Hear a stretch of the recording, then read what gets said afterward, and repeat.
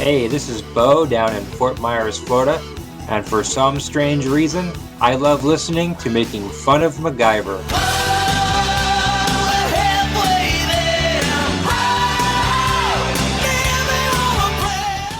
Tonight, after a deadly accident happens on his watch, Pete Thornton retires from the Phoenix Foundation, but MacGyver suspects that accident may have been sabotage. Hey, do you think Sam and Jeff might sabotage us tonight with some quality entertainment for once? Find out next on Making Fun of MacGyver. It's Making Fun of MacGyver, a rib-tickling takedown of our favorite 80s adventure show, Scarecrow and Mrs. King. It's MacGyver, starring Sam Jordan as the skeptic and Jeffrey Hess as the scientist. Name's MacGyver.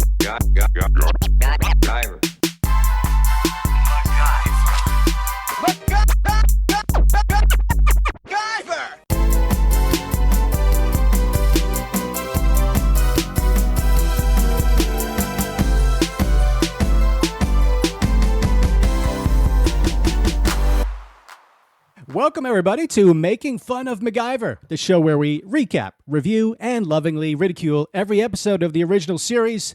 I'm Sam Jordan, your host. Welcome. And as usual, I'm joined by my fellow MacGyverite, the gung-ho guy of the group, Jeffrey Hess. Hey, everybody. I am very gung-ho. I might kidnap you and drug you in exchange for information.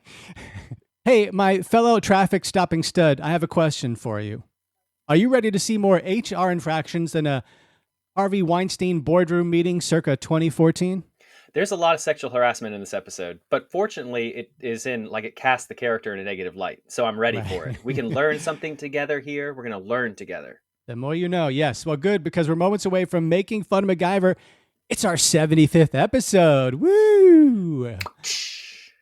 And it's the 56th episode of MacGyver we are taking on. And tonight we're talking about MacGyver Season 3, the vaunted, the excellent Season 3, Episode 12, Early Retirement. What the hell was that? It's supposed to be a rooster. Was that supposed to be a cock? That's supposed to be a rooster there. Okay. So early, I don't know. Okay. What would you have chosen sound effect for early retirement? Like, there's no songs about retirement, by the way.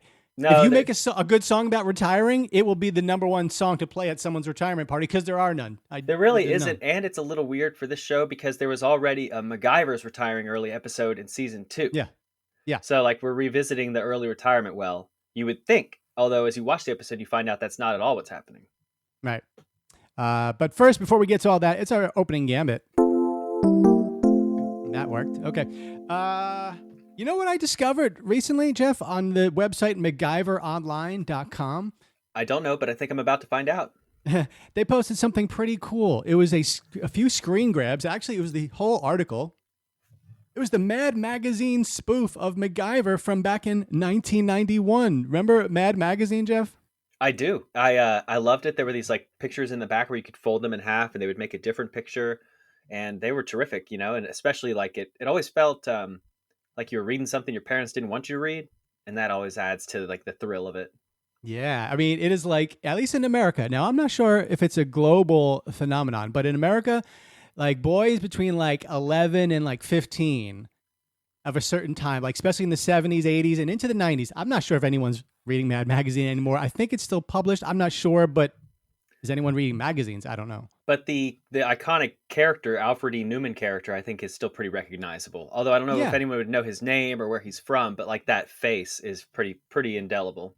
Brilliant satires and spoofs and comedy in Mad Magazine all throughout the... Loved Mad Magazine. But so they took on MacGyver actually towards the end of the series. I believe it was 1991. It was featured in that in Mad Magazine. And you know what they called it? They called it McGimmick. McGimmick. That was good. The spoof. That's not bad. Yeah, that's bad. Pretty good. Because it is accurate and funny. That's all great satire is. Oh, you know what I saw the other day? A Twitter handle.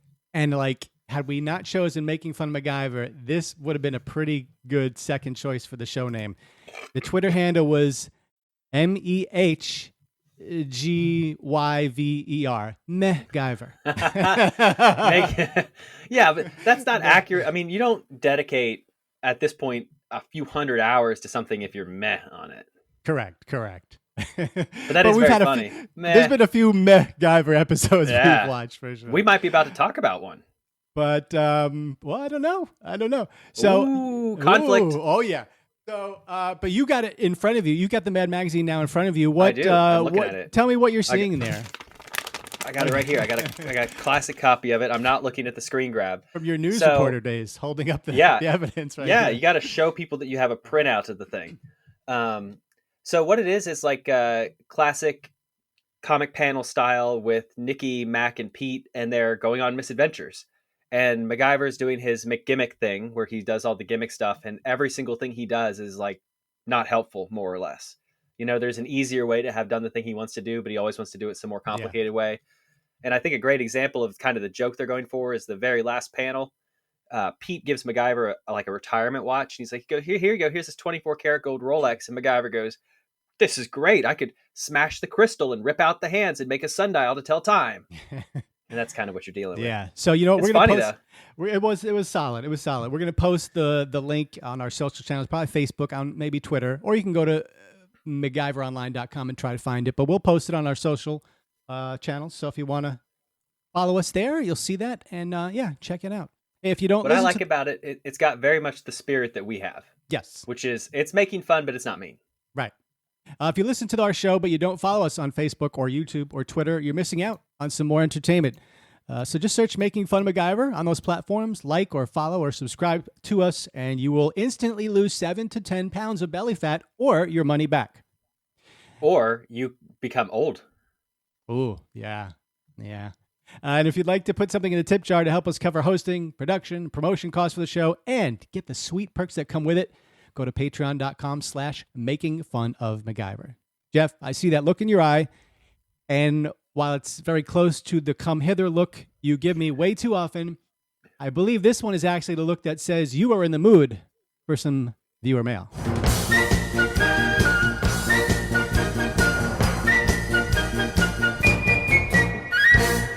Did that get shorter? No. Stay the same. It's too long. But that was the look, right? In your eye? You were ready for it? Yeah. Okay. Yeah. It was that or like some hard gas, but we'll find out. So just one brief letter. Hey, Making Fun of MacGyver, I know you guys are looking or kind of looking for a third host. But why don't you just have your show announcer, Vern, fill the opening from Will in Arlington, Virginia? Primarily because Vern is an asshole. So that's the main reason. He's a cantankerous older gentleman who just lives on cigarettes and coffee. And I mean, if you listen to the show, you hear the way he introduced, like he's got an attitude every opening. He like doesn't want to be there. So that's why I don't think we've considered it. But I mean, what the hell, right? What do we have to lose? And I'm sure that this kind of guy is still around in radio, but when Sam and I were in radio, this kind of guy was endemic. Like the guy who's been in radio for 40 years and is like in his 60s and is just absolutely miserable at everybody. But you open a microphone and it's like, oh my God, that voice. And that's Vern. And he knows we can't get rid of him because of the voice. And so it puts us in a hard spot. Yep, but elevating him to show host is a bit much. That's a bit much, but you know what? If Will's going to ask for it, let's bring, so Vern Sanderson, hey, Vern. Audition. Vern, can you come in here for a second? Hey, I'm busy right now. Can I ignore you another time? This will just take a minute. Come on, Vern. Son of a bitch. Okay, hang on. All right, what the hell do you lint lickers want? Hey, Vern, what's up, buddy? Stick a sock in it, Hess. You know, you're the reason the gene pool needs a lifeguard. Ooh, that's a little hot coming out of the gate. Yeah, Vern, relax there. Yeah, Jeff, I love what you've done with your hair, by the way. Hey, how do you get it to come out of your nostrils like that? It actually, it retreats from the top and then just comes out the bottom. I think they're connected through the middle. Cool. Jeff did get a buzz cut recently. Yeah. You know, Vern, I'm good for a good burn. I like a good Vern burn. I got a Vern burn on me right now. That's fine. But why are you here? Every single time I interact with you, you hate it. And what's the deal? Well, it's simple. My worthless agent got me this gig. It was back in April of 2020. The shit was hitting the fan, right? And I was struggling. I was down on my luck. I needed money for my smokes. And I signed a contract.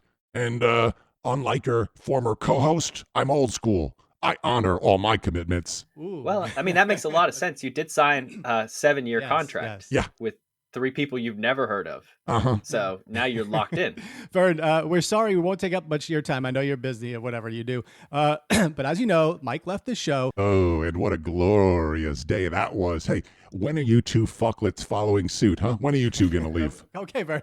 Vern, as you know, we're searching. We got this viewer mail here, this letter from Will in Virginia. Hey, and how many licks until I get to the interesting part of this conversation? I've got Camels to smoke, okay? Okay. And he suggested we bring you in as a third co-host. So what do you think? Do you want to join us?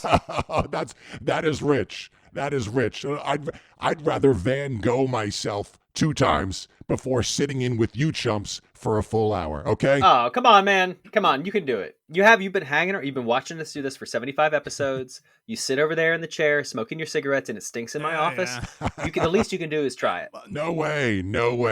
Between Professor Nerd Gherkin over here with his inane internet stolen pseudo-scientific ramblings I that cite put everyone to sleep. My references, okay? Vern. And then we got Vanilla Yikes over here, aka Poop Dog, rapping every other episode. Nobody wants to hear that crap. He does. You know, between the both of you, I'm borderline suicidal every 2 weeks. It's like fucking clockwork.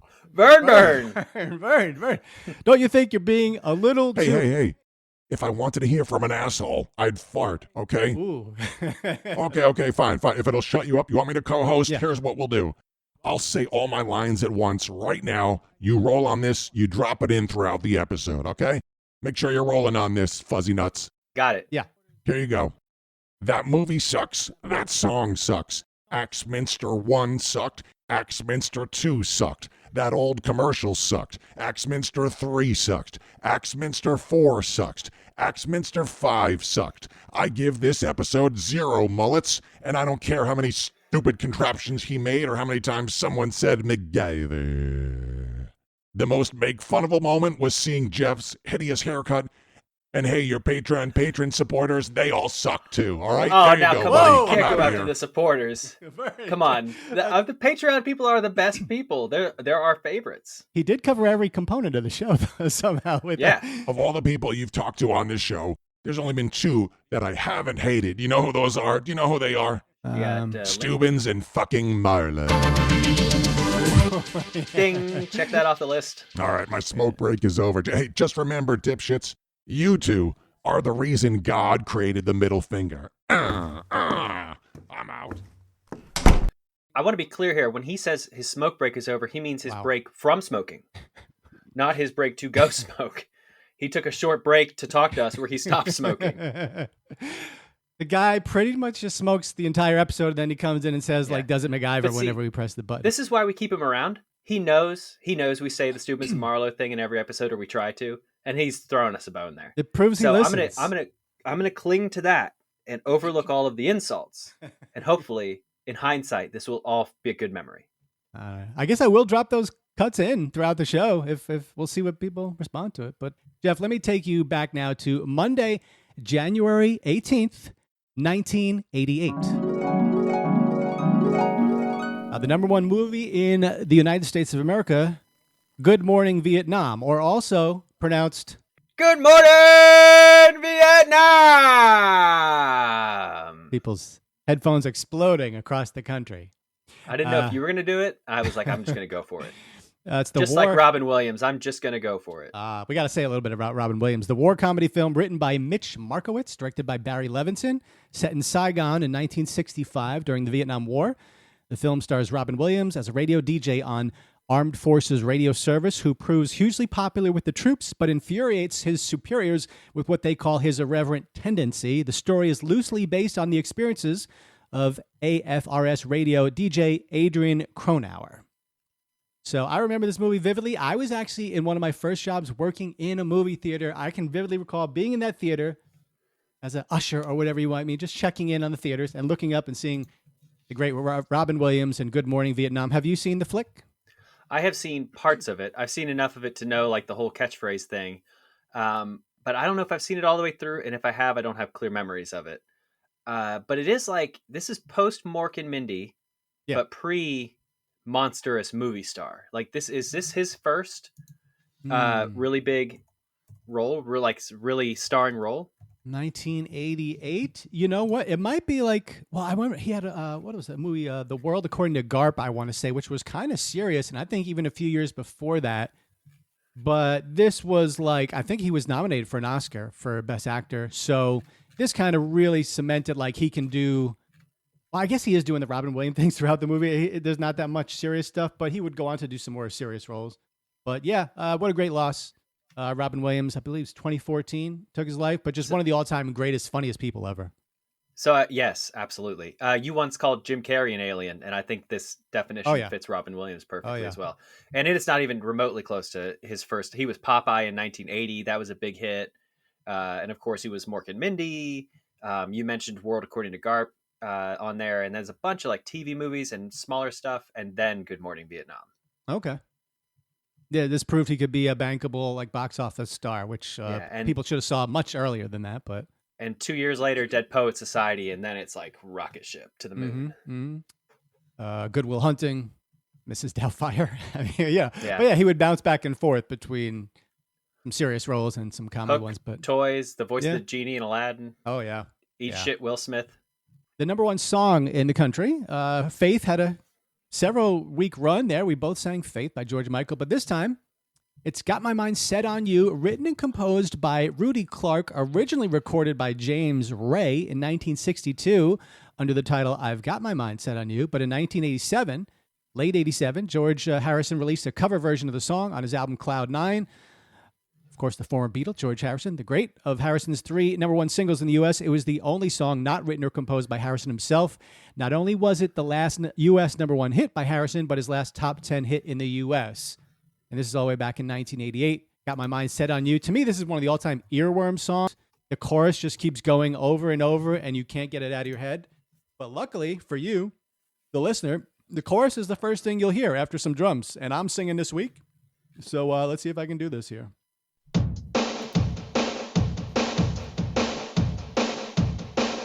I got my mind set on you. There you go. What do you think? All right. And now that's in my head. Yeah. All right. So it's Monday, January 18th, 1988. You're sitting at home, 8 o'clock that night, ABC. It's MacGyver Season 3, Episode 12, Early Retirement. That rooster is in bad shape. And yeah, a lot of cock in this episode so far. And now I hand over the reins of the show to the next level of MacGyver narrators, the gentleman, Jeffrey Hess. Well, we begin this episode at the Phoenix Foundation West facility where they're disarming some nuclear warheads. Mankind is in the habit of creating its own monsters. And fortunately, once in a while, it also gets the chance to destroy them. A case in point, this Trident II ICBM missile. The Pentagon contracted with the Phoenix Foundation to come up with a plan for permanent dismantlement and disposal of nuclear weapons. What's critical? This Trident II ICBM was the first of many more to come. It was up to us to make it harmless. No small task. But we'd been given a lot of training to do it safely and to do it right. I considered my small part in the operation as a hands-on chance to do something for peace. His small part, as we will find out, is literally removing the nuclear warhead. The single most important part, they're just sending the guy. We could send a nuclear scientist. I think just send the guy. Gets tapped for anything, right? Like, hey, Mac, what are you doing? Nothing much. Okay, I was wondering, we got a nuclear warhead. Would you mind pulling out the most dangerous part of that? Okay. Mac is like in the lunchroom disassembling his watch to make a sundial, and they're like, can you come also take this nuclear weapon apart? He's going to do pretty good with the watch. I hate to start off with a goof, but according to IMDb, MacGyver's opening... Oh, I'm all right. Don't. You got it? Nope. Okay. I'm already ahead of you. Let me get through this little bit, and we're going to do some missile facts. I got you. So Pete is talking to a bunch of bigwigs about the process of disarming these nuclear weapons, about how proud he is about it, and Pete has been like the man on the scene. And they're ready to go. They're so excited they can get this thing disarmed, and all they have to do is refuel it. They got the nuclear warhead out of there. Everything's going great. So this episode is bereft of MacGyverisms. So I'm going to sprinkle in a few Mac facts that we're going to talk about. And no sounder for the Mac facts, I don't think. But the first one I don't dare ask Vern to cut anything now saying MagFacts. He's pissed. Hold on, he's in my office. No, he's shaking his head no. He's wreathed right now in smoke. So the first one is, as you noted, that Mac calls it a Trident II missile, which, as the name implies, is not an ICBM, but a submarine missile, because a Trident being like an underwater weapon.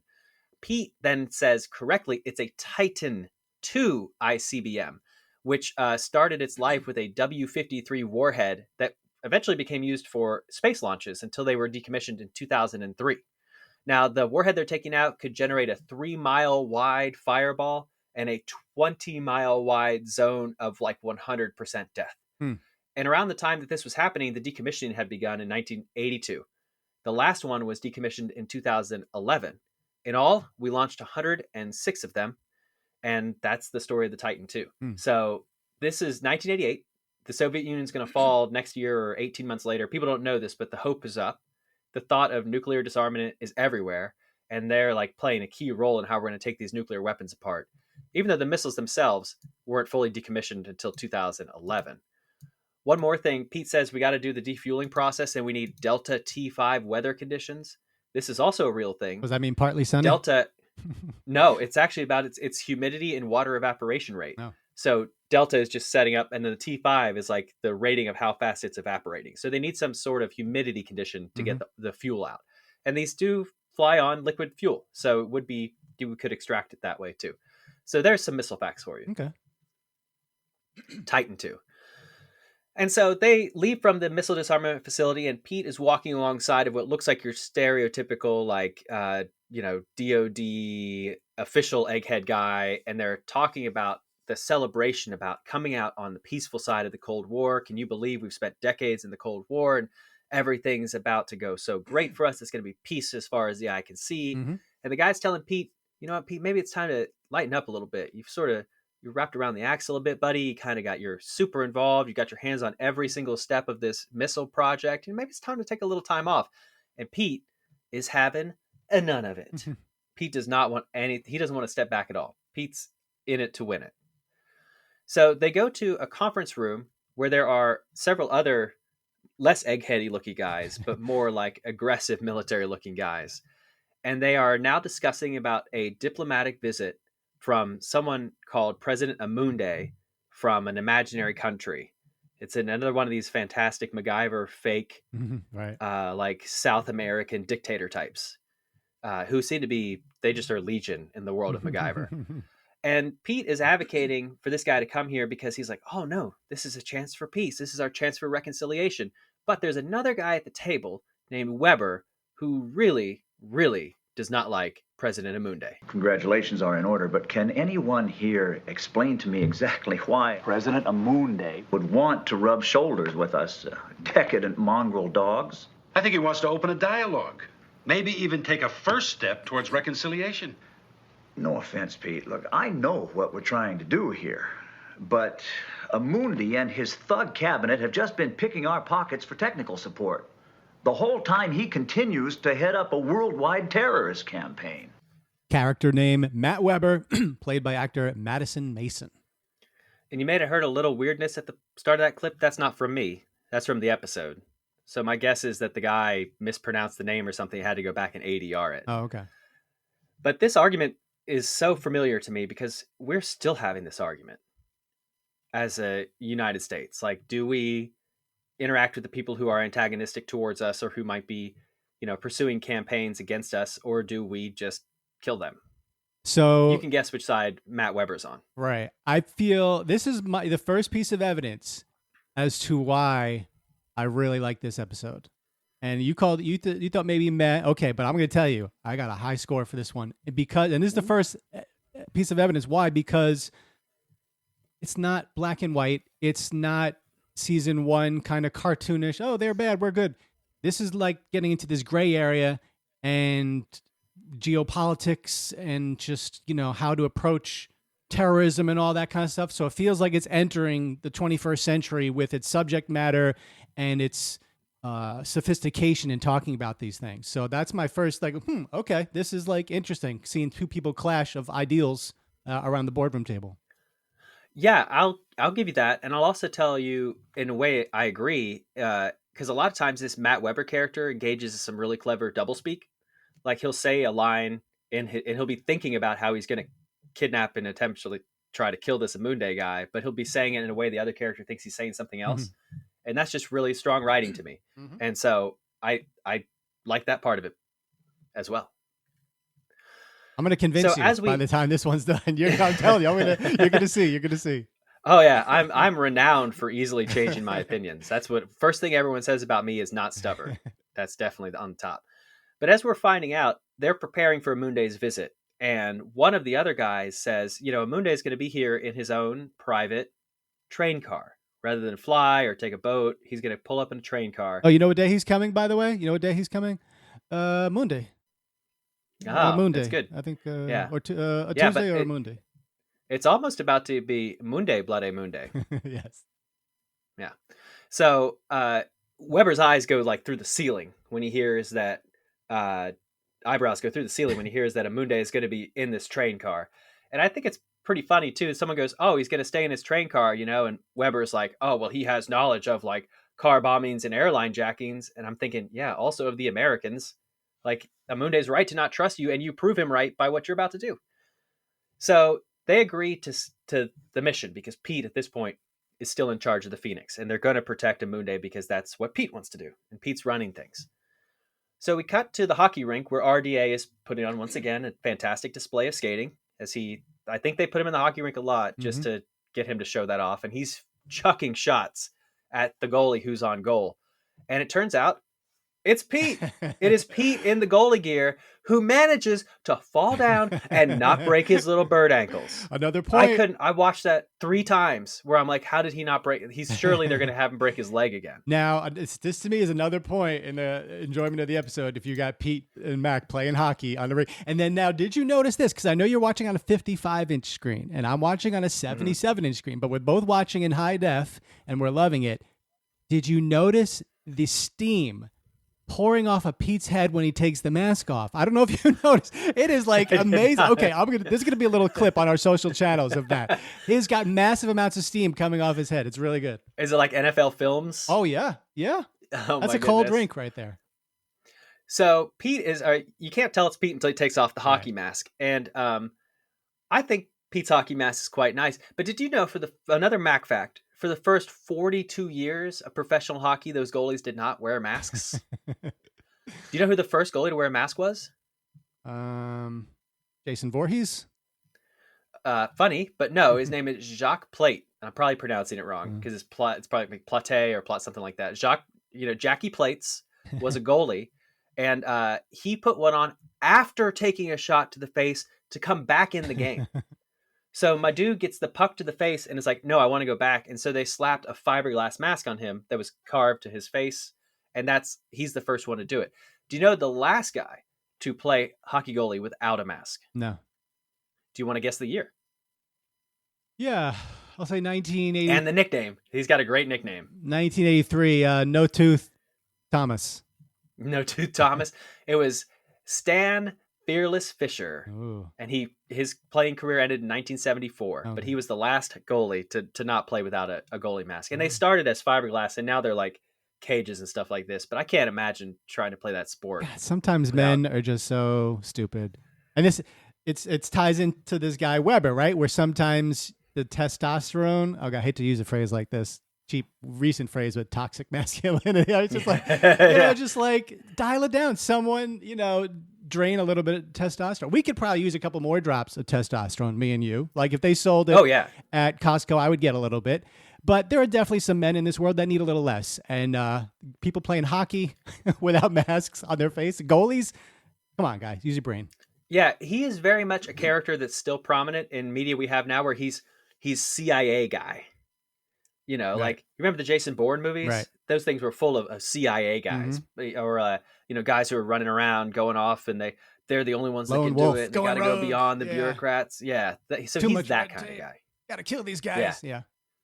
Yeah, it's the easiest way. Yeah. So they leave from the hockey rink where Pete learns that Mac is trying to get him to relax a little bit, and Pete's not really happy about that. So we cut to Matt Weber, who I, throughout all of my notes, have written down as Jerkface. So we cut to Jerkface's office, and he is showing off a shrunken head to Nikki. As you do. Yeah, because he is a sexist and a racist, and everything they do about this guy makes him detestable. So do you want some shrunken head Mac facts? Jonesing for shrunken head facts right now. Do you know how to shrink? Do you know how to make a shrunken head? No. So you first you skin the head, so you take the skin off of the skull. Mm-hmm. You're halfway there with that haircut, right?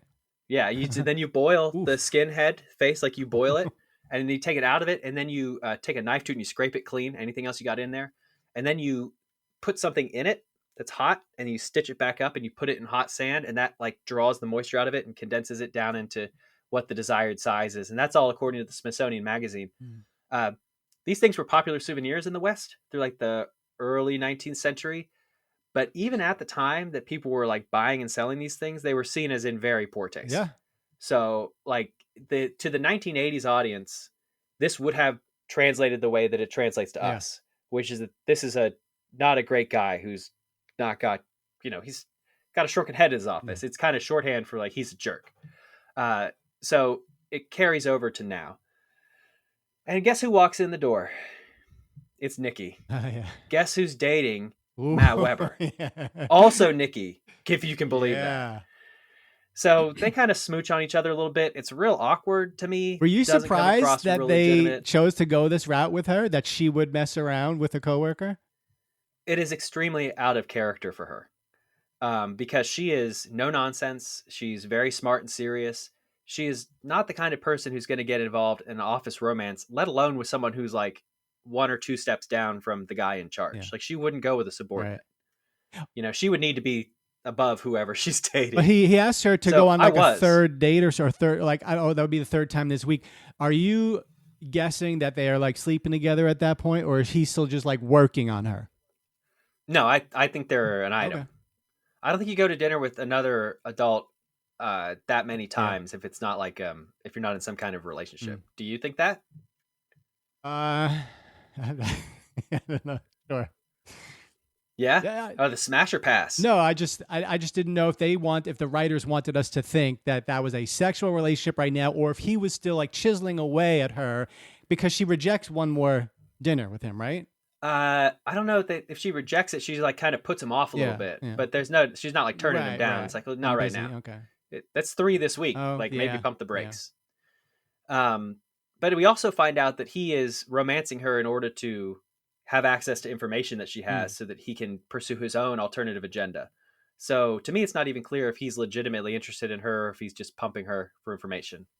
So we cut to another location where Jerkface is meeting with his 3 equally jerk-faced Confederates, and they're discussing about how this is their opportunity to finally take Amunde out. To which one of the other idiots goes, "You mean sanction him?" And Matt Weber says, "No, I mean to kill him." And then Weber's going to explain what his master plan is. We take him and we shake him until we get the name and place of every lowlife in his terrorist network. And then what do we do with him Monday? Release him? Yeah, exactly. But not until our overseas contacts have had time to move in and terminate every fanatic on his payroll. That's brilliant. He'll scream bloody murder, point his finger at America, point his finger at us, but who cares? Who's going to believe him? And his same old nasty rhetoric just winds up being our best protection. But what about Pete Thornton? He sets the agenda for field operations, including Amunde's security. Funny you should mention that, Reese. I've been thinking about making some serious changes around the Phoenix Foundation. So if you can believe it or not, we are still in Axminster 1. And we cut one more time back to the Phoenix where they are beginning the defueling operation that Pete said was the next vital step after taking the warhead out. But something goes wrong. There's an explosion. There's a great stunt with a guy completely engulfed in flame. And Mac runs down there and he grabs the sheet and he puts the guy who's in flame out. And there's debris everywhere and people are lying on the ground. There's dead people all over the place. And it's awful. And Pete is distraught. And that is the end of Axminster 1. Oof, quite a long Axminster, but a lot of stuff going on there, and I like it. And I get nervous anytime you set a real person on fire. I feel like that's also like a 70s, 80s, 90s thing. I feel like we don't see stuntmen set on fire much anymore, and that's probably for the best because you can do it with the computer, right? Yeah, you could, but I'm a little surprised. You're nervous by stuntmen being set on fire?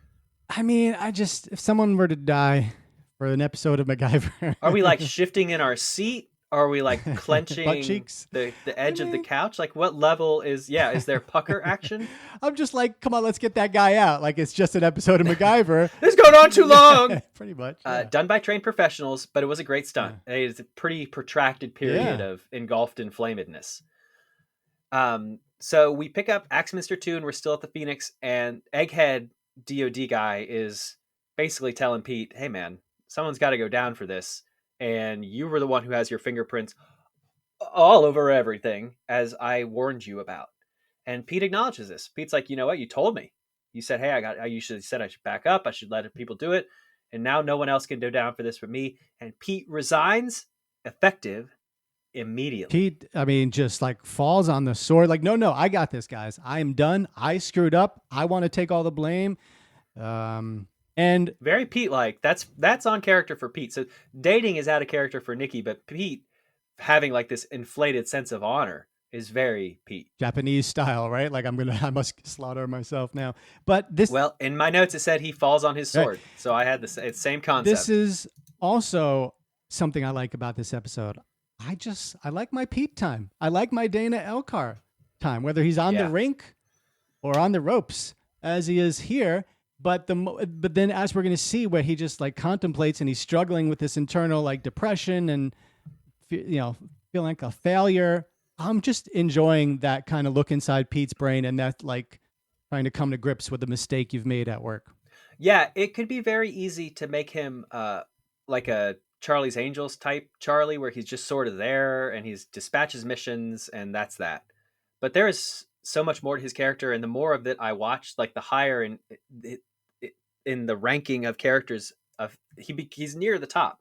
When he's on screen, I like to watch him. I love his character. I love he's very consistent with that, and he's great. I agree. So we move to Pete's apartment, where Mac has come by to try and persuade Pete to rethink what he's doing. Maybe it's not such a great idea to go flying off like that. And MacGyver says, Pete, come back. And Pete is adamant. He ain't coming back. That's the end of it. And it reminds me of a couple episodes ago, Killzone, where another evil DOD guy wants to just blow MacGyver up, and Pete is like going to the mat for his dude.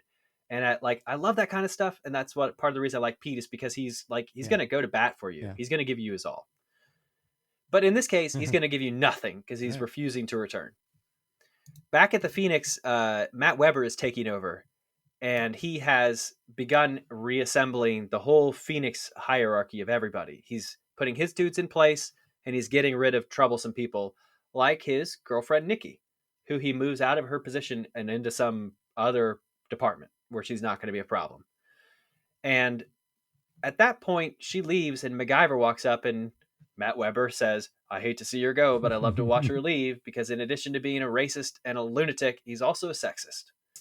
It's uncomfortable just in regular context, but knowing that they just put her in 5 episodes before this, where they're like building her up as Mac's equal, a competitor to his role, a peer to him, and then to like have another character treat her like that is just, it's off-putting. Well, they're piling on the Matt Weber as the bad guy evidence right here. They really want you to hate him. They succeeded. I hate this guy. I almost hate him as much as James Crow. Hey guys. Yeah. Oh, hey, it's me, Jim Crow. Jim Crow. Really? Okay. Anyway, I'm getting so distracted here. So Nikki moves off stage right, and MacGyver comes in, and MacGyver's telling Matt Weber, I don't think this is right. I need to do some more investigation. And Matt Weber, in case you haven't figured this out by now, is behind the explosion. And so he's trying to get Nikki out of the way. He's trying to get MacGyver out of the way, and he's leaning on MacGyver to take this other case. You got to take this other case. It's out over there. Please go. And Mac turns him down. Mac says, I can't do that. I got to focus on my own thing, which is a reminder that Mac is his own thing within the structure of the Phoenix. He's like Weapon X. He just kind of gets to freelance and do his own stuff, because Mac, like you, should have, is suspicious of this explosion. He knows Pete is thorough. Not only is Pete thorough, Mac is thorough. So he's thinking, if Pete missed something, that means I missed something. And that can't be right because I'm MacGyver and I don't miss anything. So at that moment, President Moonday arrives and Matt Weber goes to greet him. And that's what happens in that scene. We go back to the Phoenix where Mac is now in the clean room where they were disassembling the missile to take a look at what's happening. And there's pieces and parts are all spread out so they can try to figure out what happened. And Nikki arrives to look at it with him because she's got to take an inventory of all the parts and pieces. As Mac is looking at this, he starts to become really suspicious. He takes one look at this object and goes, this piece isn't supposed to be here and that's supposed to be over there. And hey, something's up. And he pulls out his Swiss Army knife and we get our first Does It MacGyver of the episode. Does it MacGyver? He unscrews a screw with the screwdriver device on the Swiss Army knife. This does MacGyver. So I would hope so. Swiss Army knives. Yeah, according to the Swiss Army knife website, they do have little screwdrivers in them if you get the right thing. And I assume he does because he pulls it out. And he unscrews the screw. So this is the first MacGyverism of the episode. And it does MacGyver. But anyway, he finds the sabotage. He locates a little device that's in there that triggered the explosion. It's not an accident. It's intentional. And MacGyver has figured it out. So MacGyver takes the piece with him and he tells Nikki, we got to tell Pete before we tell anybody else. Because Mac's already suspicious of Weber. Nikki stands up for Weber, though. Nikki's like, no way, you're wrong, right? No way he would do this, right? At first she... Yes. Yeah. Because they're dating. Yeah. Another reason not to, maybe not trust her. Mm-hmm. But she is, and admittedly, Mac's pretty dismissive and rude to her. And so she doesn't take kindly to it. Mm-hmm. And they're at cross ends at that point. Mm-hmm. But she does let him take the device to go to Pete with her. And that is the end of Axminster 2. All right. So I'm liking it. And other than just a little bit of a lull in the beginning when they're messing around with the missile and there's just like quiet time, just watching people, which is always boring to me. I'm really liking now that there's double crossing, there's intrigue, there's inter-office politics and sexual stuff, and there's foreign stuff. So I'll get into it at the end, but this to me is the type of episode that we've rarely seen so far, where it's almost becoming like a legitimate TV drama with a series with backstories. And, like maybe some other shows, modern day, like this plot could have stretched out over a whole season, right? Where Matt Weber would start off great, but by the end of the season, you see he was the bad guy. So they're condensing it into one episode. But I'm liking the first half of it. How are you feeling about the first half? I'm asleep. I just interminably bored by this episode. Okay. Yes. Yeah. Very little interests me in this. All right. Well, should be exciting, review and rating period at the end when we give our numbers. But it's time now for what is it time for? It's time for a time capsule commercial break. So let's see what they were selling back in 1988. There's no place like Friendly for a real sit-down meal. Introducing the new Friendly Express Lunch. When you want food fast, but not fast food. No fast food place puts a smile on your face like our food and ice cream will. The Express Lunch, made fresh and served in 5 minutes, guaranteed. No place has the flavors or that glad to see you smile. The Friendly Express Lunch. There's no place like Friendly. Man, he's really like... That's 1980s whale singing right there. I'm glad to see you smile. I know, right? I can almost envision him like wrenching the testicles each time. That reminds me, I forgot to mention this, but I'm 99% sure. A couple of weeks ago, we had a Slice soda commercial. We've had a couple of Slice commercials. Very wet women, yeah. Yeah. You know who's singing that? Michael Bolton is singing that. Yeah. We got style. We got flash. Mandarin orange is making us splash. But this singer is in that Michael Bolton range. This is a familiar voice to me, too. I don't know who he did, but tons of commercials. But Friendly. Now, as soon as it comes on, you says we used to have a Friendlies, and I always thought it was Friendlies. But this commercial says it's Friendly. So was it Friendlies or Friendly? I don't know. Am I Berenstein-Bearsing it? I thought it was... Friendlies, right? We had but it would be weird if I said we had a Friendly in my hometown. Right. It doesn't sound right. We had a Friendlies. Which later became a Frisch's Big Boy. Do Did you have Frisch's Big Boy? No, don't know them. You will know the Frisch's Big Boy by sight. All right, and you look up Friendlies and see if they're still around. Give me a status update on the company that is Friendly or Friendlies. Okay, it is Friendlies. It's Friendlies because I'm looking at it's FRIENDL. They must have changed it. Apostrophe S. Good question. Maybe their Wikipedia will say it. It is still operational. They are in the Northeast, South Carolina, and Florida. The co-founder, holy crap, lived to 106. All those fribbles. Yeah. I mean, he must have eaten how many burgers in his life? He fribbled his life away to 106. So they went bankrupt in 2020. Oh, that's a good run. I would have thought 15 years earlier. In January of 21, they had been purchased by another partnership. Yeah. So, they've had a bunch of slogans. Do you want to know what their current slogans are? Sure. Life with extra sprinkles. Oh, that's not bad. And deliciously fun. That's. They also have where ice cream makes the meal. Okay. That's current. In 2015, they were doing creating memories since 1935. Ooh, whoa. Not so great. I remember they were one of the first places I saw that had the sherbet watermelon cake, right? That had it looks like watermelon, but it's got all the different types of sherbet and ice cream in there or whatever. So what was the slogan in that commercial? I don't know, but they were promising some kind of great lunch in 5 minutes, and I'm calling BS on that. So in early 2000s, they had, "Oh, that looks good," and "High five, it's Friendlies." And around this time, 1985 to 1989, the slogan was, "There's no place like home." High five, it's Friendlies. I love that. And then, that looks good.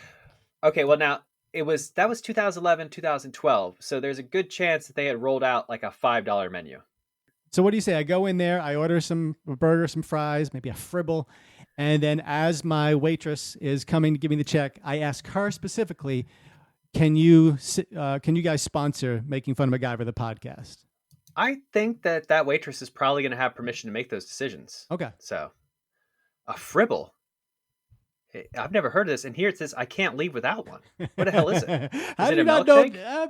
Is it? Or is it? I don't know. I forget what it is because I don't think I ordered too many. It just says it's a fribble. It just says fribble, trademark. You can't leave without one.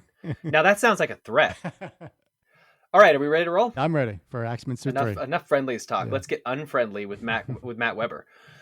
So the landlady has once again let Mac into Pete's apartment. And Pete, who's not around, Nikki and Mac went to go see Pete to tell him about the sabotage. And Nikki is still pretty pissed off at Mac, who, in her defense, has treated her pretty poorly in this episode, and more so than they're not like feuding. He's like talking down to her constantly, and this upsets her. Like, you don't think I care about Pete?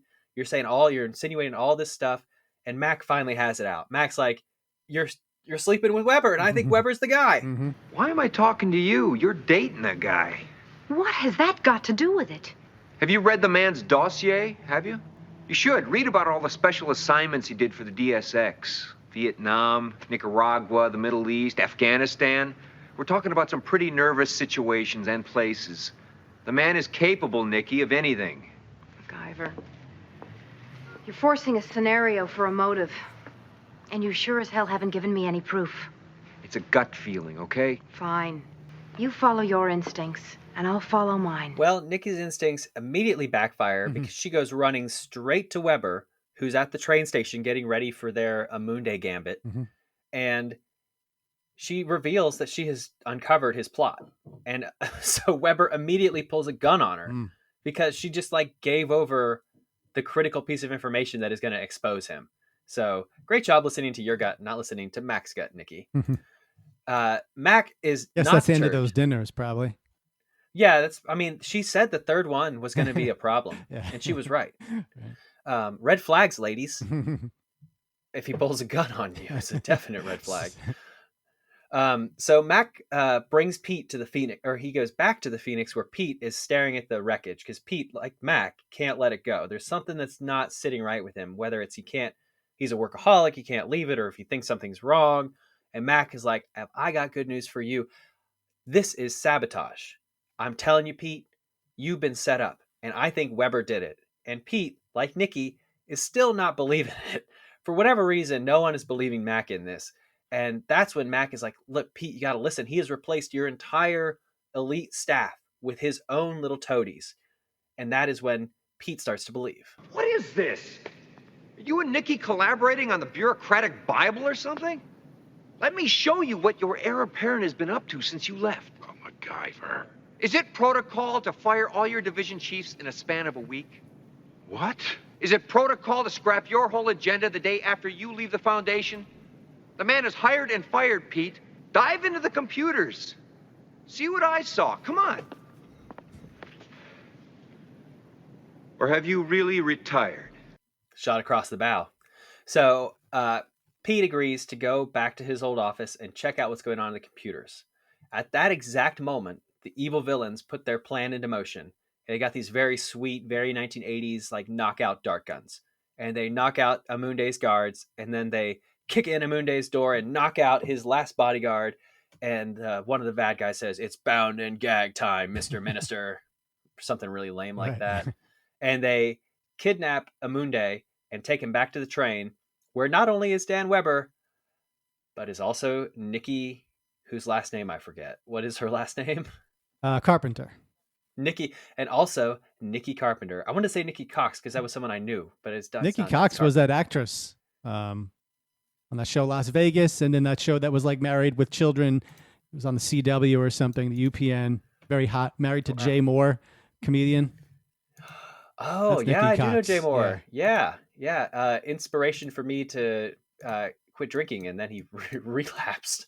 Thanks, Jay. Appreciate it. And that is the end of Axminster 3. Amunde looking very much like a white guy with some beard makeup there. Not looking really too foreign, but played by Richard Newman, born in Chicago, Illinois. He's known for Beast Wars, Transformers 1996, Street Fighter, the animated series 1995, and the Vision. Voice actor. Yeah. He's married to Lisa Bunting. Not that I would. It's kind of like how the most interesting man in the world is white. Oh, yeah.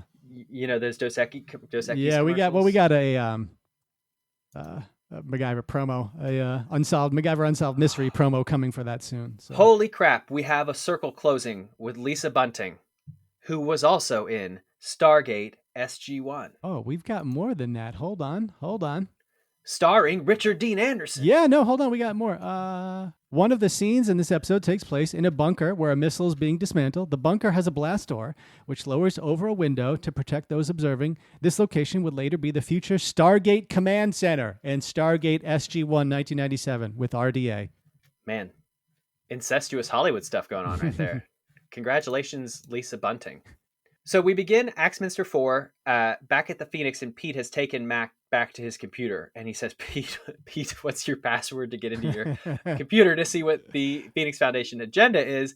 And the password is agenda. I like it. Yeah, so that joke still carries because, I mean, I think my password is like ABC123 in like a half a dozen places. Definitely good that you're putting that out there on a podcast with dozens of listeners hearing it.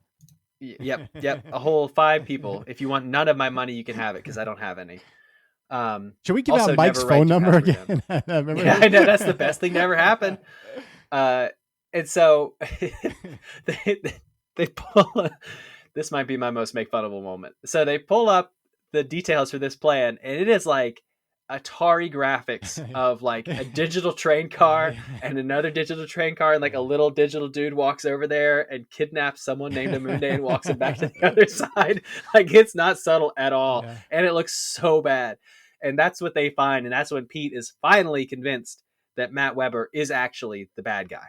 Back at the train, they've got Amunde, and Nikki is off in the corner being resistant, and they're going to begin the torture. And Matt Weber's like, you know, we used to beat, I'm sure in your place we beat people up, but in our place in America, we've got more subtle methods. And he talks about some concocted imaginary vial that they're going to inject him with that, you know, is going to give him excruciating pain, and it's going to reveal everything that he is hiding, and it's pointless to try and whatever. He's being threatening. But at that exact moment, guess who comes strolling into the train yard? It is Mac and Pete. So we see Mac and Pete coming up as Weber is exiting from the train with Nikki, who he intends to dispose of. And you're thinking, well, Nikki's toast here. But Nikki is not toast. Nope. Because Mac and Pete come running up and a fight ensues. Yeah. Mac takes out the henchman with Nikki's help. Matt Weber takes off, and Pete yells back at Mac, "Weber's mine." Pete is on a mission. He's going to get his ass kicked. I mean, he's going to take out Weber on man-to-man, hand-to-gland combat here. I'm just glad Pete's not going to shoot at him, because we know when Pete starts shooting at people, he doesn't. Yeah. So Pete goes after Weber, and then it's like a fight in the rain kind of situation like this. This actually does look pretty cool. It's steamy. Yeah. There's trains going on. There's like all this metal and dark and shadows and stuff like this. And Pete is getting the beatdown. He's getting Matt punched Weber, a lot, and he's talking back as, in the middle of the punch. He's like, I can't remember what he says. Too old, huh? And then he gets hit again. Too old. I know, right? It's just getting destroyed. Yeah. But somehow he manages to get the upper hand, and he subdues Matt Weber. He knocks him out. He does the two-hand MacGyver swing on him, and he wins the fight. Yeah, Pete. Meanwhile, yeah, Pete. And your little bird ankles didn't break in the process either. Well, he was down on the ground for the most important parts, so that was good. Because I can only assume that when they repaired his ankles, they improved them. Oh, that's true. So that must account for it. There's probably like metal rods in there or something. Back at the train car, MacGyver pulls some kind of device off of the side of the tracks and runs to the roof, and it puts some sort of smoke or steam or something like that in that fills up the train car. I could not for life. They don't say what it is. I have no experience around trains. I have no idea what this thing is, but like the MacGyver websites, the MacGyver fan site that we talked about earlier, talked about this episode, and they think it's steam. So we're going to say it's steam. And he puts the steam down in there, and the bad guys come running out because they're coughing. And this is our second Does It MacGyver. Does It MacGyver. I just set up how hard it is to tell what's going on here, but we're going to say that it's steam. You can't choke on steam because choking is like, steam is a water vapor. So you can breathe it in. It might be difficult to breathe, but it's not like a harsh irritant. And you only choke on water if it's liquid. So you can breathe in as much steam as you want to a point. It can kill you if it's superheated steam. I found a report from the National Library of Medicine that studied the cases of, this is sad, 2 children who died during steam therapy rituals. And what the autopsy found out is that the lining of the lungs is sensitive to the superheated steam, which is not that surprising, but it's not the burning that kills you. What happens is the mucous membranes in your lungs contract to protect themselves and you suffocate. Oh, wow. So the steam is what kills you, but what kills you is you suffocate because your lungs can't function appropriately. And all this is running through the heads of those goons, I'm sure, in that train compartment. Yeah, my membranes. Oh no. Let's go, Charlie. But the problem is that if it's that hot, Amunde is toast too. Oh, true. Because he's still in the train. Right. He's so bound, so he's stuck there, right? Well, he's a South American or wherever dictator, so these guys are tough, Yeah. And he's no sweat on him. He's fine. So because Amunde is unaffected by it, I'm going to say this does not MacGyver. The steam is not hot enough. If you're in there, you're probably like, what is this mist? So this does not MacGyver. Okay. So a rare season 3 missed MacGyverism, according to Mr. Hess. Okay. Yep. So the bad guys, the 2 lower henchmen, come stumbling out of the car. Nikki and Mac dispense with them. And at that very moment, you hear something coming down out of the steam in the darkness. Comes Pete pushing Matt Weber on a cart. I loved it. The squeaky wheels, like, what's this coming through the fog? And it's Pete with Weber in a cart. And his face beat the turd. Oh, my God. Yeah. Again, on the 77-inch screen, they did something with makeup to his lip. There is some bizarre, disgusting, like swollen thing. I guess that's what happens when you get punched in the face, right? But he said his tooth was loose. It's really shiny and fleshy and like weird looking. I was like, did they mean to do that? But yeah. I appreciate it because one of my pet peeves, and I talk about this constantly in movies, is the amount of like physical punishment people take in fights. In real life fights, like one punch can kill you. Mm-hmm. And in movies, people will just take blow after blow after blow and have like a bloody lip. Right. It's just very unrealistic. But Pete's got legit damage on him. Yeah. And they have a good laugh. Oh, ha, ha, ha, we saved Amunde and all this stuff. And that is the end of Axminster 4. We have a very short Axminster 5 to wrap this up. Amunde, for whatever reason, says he's cool with all this. They ask him if he doesn't even ask. He like prompts the question himself, where he goes, "Am I going to press charges at the World Court?" Which doesn't exist. It didn't exist then, and it doesn't exist now. And he says, no, he's not. He's like, I understand why the Americans did this. If I were in their shoes, I would have done the same thing. Wow. Which is, yeah, probably. The way they set him up, he probably would have tried something like that. But he says he's cool with everything. And so they go back to the Phoenix where they're cleaning Matt Weber's garbage out of Pete's office. And Nikki sees the shrunken head, and she's pissed at Matt Weber for playing her the fool. And she's like, give me this. I'm going to send it to him at prison so he has some friendly face to look at. And then Max says, so Pete, you must be back now. And Pete's like, yes, I'm back, but I'm going to take a little time off because I got to train. Oh, Pete, now that you got your old crew back, what are you going to do? Well, I've got Jarvis getting the disarmament program back on track, and you're going to be on that. And I'm going to take a little time off.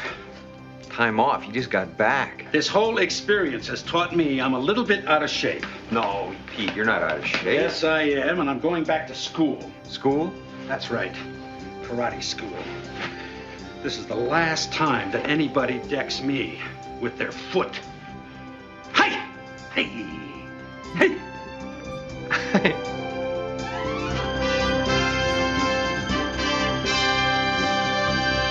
And that is early retirement. Yeah. All right. Buckle up, folks. Pete is out. Wait, before we go on though, yeah. Pete is out of shape. Oh yeah, of course. He's in like his 60s. It's like I'm not like passing judgment. Well, we looked it up recently, right? Nice. I don't know if he's in his 60s. I think he's in his 50s. The actor, Dana Elkhart. Oh, that's terrifying. Well, we've recapped and ridiculed this one, but now on a scale of 0 to 10 mullets, it's time to review early retirement. Name's MacGyver. It's the softest cock. I don't know why that's doing if that. I'm getting woken up by cock in the morning, I want it to be gentle and soft and approachable like that cock. So I'm going to go first here and hold on to your wigs and keys, as one of my comedy idols, David Letterman, once said. So here's why this is a winner of an episode. 7.3 on IMDb, by the way, not a high rating. Pete focused. Love me some Pete. Getting to know Pete better. Now, it's got depth. This episode has multiple layers, and there's depth. There's just like the thing going on between Weber and Nikki could be its own story sometimes. But it feels, like I said before, like a real-life drama series here with backstories, introspective moments with Pete. You've got action. You've got intrigue, double-crossing.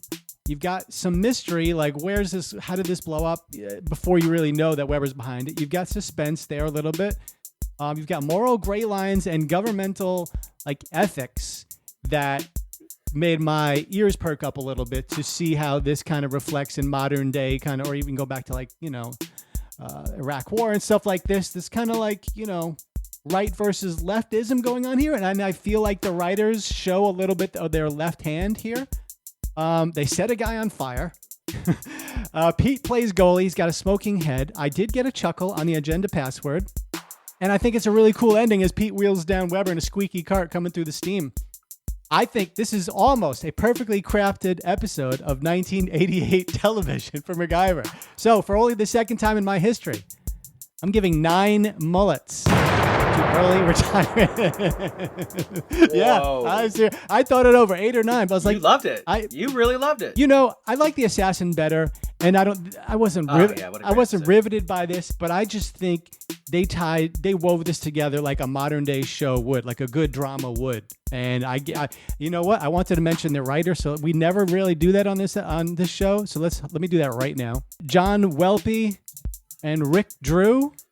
And of course, Lee David Lodoff credited as a writer, but I don't think he wrote this episode. He's been gone for 3 years at this point. John Welpe, kudos, and Rick Drew, kudos, and director Cliff Bowl, who's done many of these episodes. Guys, you did a great job, in my opinion, on early retirement. So I got 9 mullets here, and I know everyone is shocked right now. But Jeff, over to you.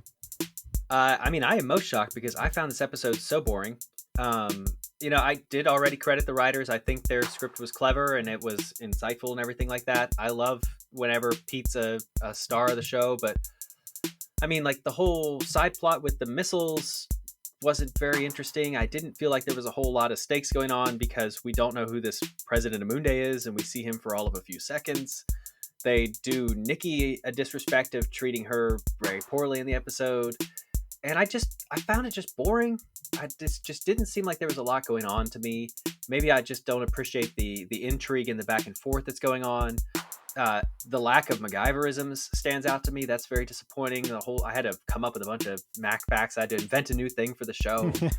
And I just didn't do it for me. It didn't make my heart race, and it should have, given the stakes that they were at. And I just found it all very boring. I found Nikki very off-putting, and just didn't like it. I think it's a 4 mullets out of 10. This might be the farthest apart we've ever been. I loathed having to watch it a second time. Oh, wow. And I don't know if everyone knows this because it might be your first episode, but I'll watch it once, take notes, and then I watch it a second time with my notebook down so I can watch the episode. And I got to the end of it. I'm like, oh, that train scene was cool. And I look at it, I'm like, oh, I have to watch that again. All right. We totally disagree. A 5-point separation. Yeah, I don't think there's been many of those. I feel like in the first season that we might have had something like that. The pilot, let me see, with the pilot. Oh, there we go. Well, Mike gave the pilot a 9. I gave it a 4. Yeah. You gave it an 8. I gave it a 4. So there was a 4-point gap.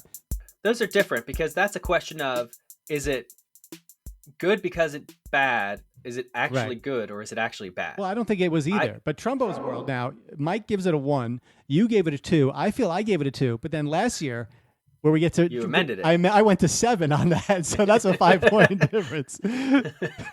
But either way, your 4 and my 9 added up to 13 divided by 2. Guess what? It's still coming out too. This one's rated 7 out of 10 mullets. Another 7. And I think this is the weakest episode of the season. I think the competition for second weakest is the one with Jimmy the Eraser comes back. Well, this is your fourth 4 you've given this season. I don't think. See, it's not bad. Like, it's not bad. Mm-hmm. All the compliments you give it are worthy. Mm-hmm. I don't have any beef with any of that stuff, and so it's not like Eagles or something where it's bad, but it is weak in comparison to the rest of the season. You gave Fire and Ice a 4, which is I think the first one with Nikki where she's the diamonds and stuff. I gave it a 2. Yeah. You also gave Ghost Ship a 4, and you gave Blowout a 4. I'm going to change that. When we do our season recap, Ghost Ship is coming up. Yeah. Because the more space I get from Ghost Ship, the more I find myself thinking about Ghost Ship. Yeah. Let's get that jump scare. And Gary loved it. Yeah. Yeah, Gary was right. Yeah. He was right about that episode. Crunching the numbers now. The MacGyverism. So Matt goes 1 for 2. Tell me about that. Are we counting the Swiss Army knife? I'm really stretching on. What do you think? I think so. Well, if we don't, here, let me put this on it. If we don't count the Swiss Army knife, this is a 0% MacGyverisms episode. Right. I think you got to count. I think if he goes to I don't know. He's not creating something. He's just using a function. Using the tool on his belt. Yeah. But what about like maybe if he'd reached down and grab a couple other pieces of metal and did something like that? But no. You don't think the steam into the train compartment counts as a MacGyverism? That's what I've got. That's the one MacGyverism that I think is legit. Because it's clever use of an environmental thing that's around him. But it didn't work. But it doesn't work. Right. So 0 for 1. 0 for 1. Ooh. Hurts his season totals. Wow, he hasn't missed one in a few weeks. But okay. How many times? Now, if I like an episode, they probably are going to say MacGyver a bunch of times. How many times did they say? This is like, you always do this to throw me. Like, you'll say that and it'll be like 6 times. And then you'll be like, oh, they didn't have it. It'll be like 38 times. Even in the cuts we were hearing, right? They were saying, oh, MacGyver. I don't think oh, MacGyver. So what do you think? 26. It's a good guess, but it's 23. 23. Ooh, that's a good guess for you. Yeah. I'm improving. Last week was 23 as well. So back-to-back 23s. And guess what? That brings this season's average up to 20 per episode, which is like 5 more than the other seasons. You think they would have dialed that down? You would think so. I wonder if it's like by this point, like you don't even think about it because they almost never say like he or him. Like if they're referring to him, they're using his name. Yeah, they don't say this plan will never work. They say MacGyver, this plan will never work. I don't know why they can't, but they do that on some other shows, I guess. But how about the most make funable moment? I'll go first. I think it was Pete's stunt double fighting a little bit. So they immediately cut to an overhead shot so you can't see. And then the guy swinging pretty good. And I guess they might have used one a little bit on the hockey stuff too. But I guess I'll say Pete's stunt double. I would guess they did use one on the hockey thing, because when Mac asks if the goalie is ready, he smacks his stick rather than responding verbally. But I think the most fun moment might be when they disarm the bomb and Mac gets some paint and the bomb says loaded, and he walks up there and he scratches out the loaded really dramatically, but the paintbrush doesn't go all the way. So he's like having to like stretch this paint out to try and make it work. I thought that was pretty funny. Yeah. All right. So yeah, really interesting episode to review because I love it. Jeff finds it underwhelming, and that doesn't happen too often. But no, it doesn't have the emotional impact that say The Assassin did for me, but I just think it was really well crafted episode, and I just like the drama going on here. So that's early retirement.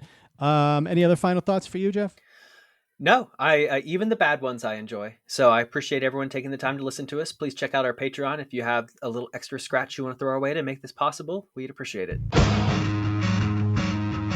Yeah, and these people have, like Bo in Fort Myers, Florida. He reminds us that making people laugh and smile goes a long way. Bo, thank you as always for your support. We'll see you in a month or so. We have Claire in New Jersey, our first-class feminist and favorite female and unofficial ombudsman of the Making Fun of MacGyver universe. I think she'll have some opinions on this episode with Nikki. We'll probably be hearing from her. Caesar from Parts Unknown. Caesar grew up watching MacGyver in Spanish with his grandmother. Now, that's what I call family bonding. Christian in Norway, who believes that all crimes should be punished by the death penalty. Simon in Habo, Sweden. Simon, right out there right now, probably transporting gravel, dirt, and machinery to help keep Sweden's infrastructure in tip-top shape. We salute you, Simon. And Sarah in Jacksonville, who's never seen an episode of MacGyver, but has a strong hunch that Claire Fisher's analysis is spot on. Hey, we're always looking for new friends, so please feel free to reach out to us on Facebook, Twitter, YouTube. You can email us at makingfunofmacgyver@gmail.com. Leave a message on the hotline at 904-419-3310. And if you'd like to throw something in the tip jar and get the perks that come with it, it's patreon.com/makingfunofmacgyver. And above all else, though, keep coming back because we're going to keep making fun of MacGyver. So for Jeff, I'm Sam. We'll see you next time. Peace. Dive into the computers. See what I saw. Come on. Or have you really retired? Tired.